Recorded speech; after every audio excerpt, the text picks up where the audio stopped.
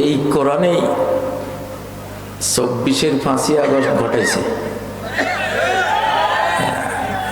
আল্লাহর কসম যদি করি, আমার কসম নষ্ট হবে না, এই কোরআনে ঘটাইছে। কোরআন না থাকলে 24-এর 5ই আগস্ট ঘটতো না। ঠিক না? ঠিক।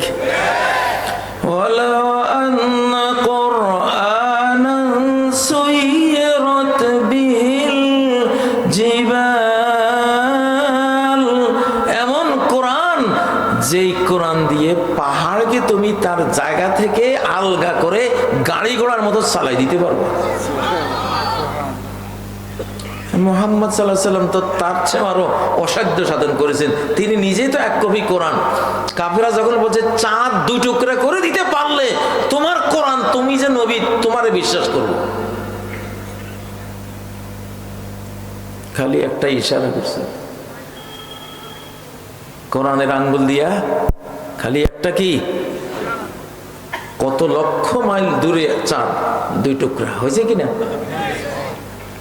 যেই কোরআন চাঁদের 2 ভাগ করে আবার জোড়া লাগাইতে পারে মিয়া, সেই কোরআন কি 24-এর এই ছোটখাটো তঙ্গু কি আছে, কি ক্ষমতা আছে মিয়া? এইটারে দৌড়াইতে কোরআনের কি লাগছে? কোরআনের খুদে একটা সূরা কাজ করছে। 24-এর 5ই আগস্ট কোরআনের খালি একটা সূরাই কাজ করছে, এখনো সেই সূরাটাই কাজ করতেছে। এনাফ। সেই সূরার নাম হলো সূরা লাহাব। কোন সূরা? সূরাতুল লাহাব। তাব্বাত ইয়াদা আবি লাহাবিন ওয়া তাব, ধ্বংস হোক ইয়াদা 2 হাত, আবি লাহাবিন আবু লাহাবের, ওয়া তাব ধ্বংস হোক সে নিজে। আল্লাহর কসম করে বলছি, এটা আল্লাহ সিনারি দেখাইছে যে এই সূরাটা নূরানি সূরা হয়ে আকাশ থেকে জমিনে আসছে, সেই বাংলাদেশে কাজ করতেছে, কাজ করার জন্য আইছে। আমি ধ্বংস করে দেব সব।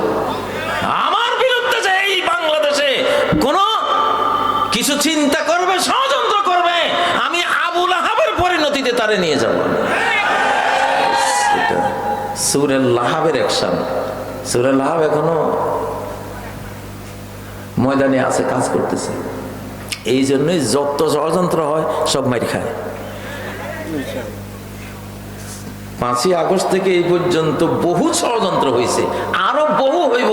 যতগুলি হইব তাব্বাত ইয়াদা আবি লাহাবিন ওয়া তাব্বা হয়ে যাবে ইনশাআল্লাহ। কারণ এই সূরা মাঠে আছে, কাজ করতেছে।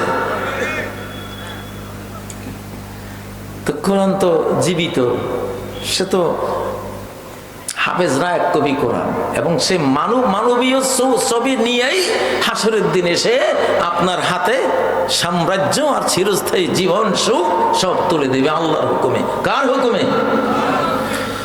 ইন্নাহু লাকুরআনুন কারীম। কোরআন বারবার পড়তে হয়, একটা আয়াত বারবার তেলাওয়াত করতে হয়, যাতে করে বক্তার কথার থেকে আল্লাহর কোরআন বেশি হয় পরিমাণে। বক্তা বাংলায় যে কথা বলবে তার কথা সে যাতে কোরআনের পরিমাণটা কি হয়, বেশি হয়।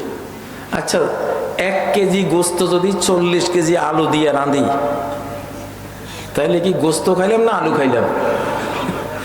আর যদি 40 কেজি গোস্ত 1 কেজি আলু দিয়ে রাঁধি, তাহলে কি খাইলাম?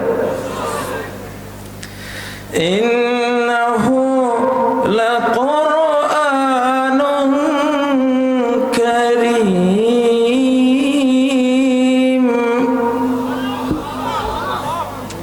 কাহনা কে, আপনি কি বলবেন?